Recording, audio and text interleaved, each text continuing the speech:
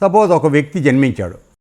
జన్మించినప్పుడు చిన్న పిల్లవాడు అంటే ఏమిటి, వాళ్ళ తండ్రి గారి నుంచి విడుదలైనటువంటి శుక్లం అంటే వీర్యము ప్లస్ వీర్య కణాలు, వీటి యొక్క సహాయంతో తల్లిగారి యోనిలోకి ప్రవేశించినప్పుడు తల్లి నుండి విడుదలైనటువంటి అండములోకి ఏదో ఒక వీర్యకణం మాత్రమే లోపలికి వెళ్ళగలుగుతుంది. అప్పుడు అది ఫలదీకరణ చెందుతుంది.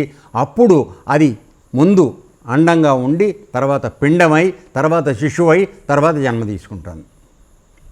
అయితే ఇందులో రహస్యం ఏమిటి, ఆ విధంగా గారి తండ్రి అనేకం అయ్యాడు ఒకడల్లా భార్య సహాయంతో.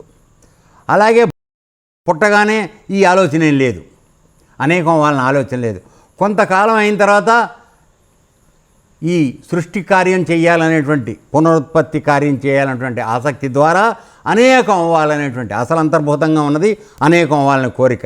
దానికి ఒక ఉపాధిగా కారణంగా నీకు ప్రతిక్రియ జరపాలనేటువంటి కోరిక రావడం, ఒక భార్యను తీసుకోవడం, వీళ్ళిద్దరూ కలిసి మళ్ళీ పురుషుడు తనలో ఉన్నటువంటి ఆ చైతన్య శక్తిని బీజరూపంగా మన వీర్యకణంగా పంపినప్పుడు తల్లి దగ్గర ఉన్నటువంటి భార్య దగ్గర ఉన్నటువంటి అండము దాన్ని ఫలదీకరణ చెందించి ఆవిడ మిగతా రూపాన్నంతా ఇస్తుంది.